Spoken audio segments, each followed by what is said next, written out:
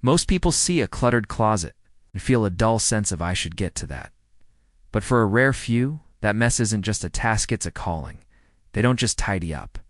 They embark on a decluttering deep dive. But have you ever wondered why your brain craves the chaos of a total teardown? There is a specific, rare psychological trait shared by people who do this, and it's actually a survival mechanism from your past. We'll get to that in a moment. Close your eyes and think about that one box, the one at the very back of the attic. It's a museum of who you used to be. Old concert tickets, sweater that still smells like a house you haven't lived in for 10 years, a handwritten note from a friend you lost touch with. To the world, it's just paper and fabric. But to you, it's a time machine. The decluttering deep dive is a form of emotional excavation. It's heavy, it's nostalgic, and for some, it's the only way to finally breathe. The first rare trait is high neural sensitivity. If this is you, your brain processes visual noise differently, while others can ignore a stack of mail or a crowded shelf. For you, that clutter is shouting, straining your battery. You aren't being extra. Your nervous system is simply tuned to a higher frequency. When you clear the surface, you aren't just cleaning, you're silencing the noise in your head. Then there's the emotional archivist. You don't just own things.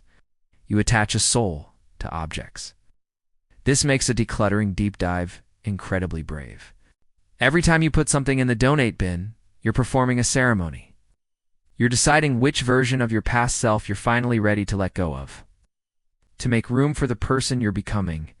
The third trait is a high capacity for pattern recognition. While others see a pile of mismatched items, your brain is busy categorizing, sorting, and finding the logic in the mess.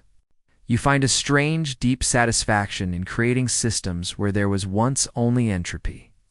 For you, the deep dive is like solving a high-stakes puzzle where the reward isn't a trophy. It's mental equilibrium. Next is the sensory purist. This goes beyond just liking things clean. You are someone who is physically affected by the texture of your environment. You can feel the weight of the dust in the air, can sense the heaviness of a room that's overstuffed. For a sensory purist, the decluttering deep dive is a biological necessity. You're changing the literal vibe and airflow of your sanctuary. Now, about that survival mechanism. Psychologists have found that many people who find peace in a decluttering deep dive grew up in environments where things felt out of control. Maybe it was a chaotic household, or perhaps life just felt unpredictable. For you, order became your safety net. You aren't obsessed with cleaning, you're obsessed with clarity. By decluttering your physical space, you're telling your inner child, it's okay, we're safe now, I've got this. The finish line isn't just a clean room. It's the afterglow, a psychological state called cognitive offloading. When the floor is clear, the brain fog lifts. You feel lighter, faster, and finally, home.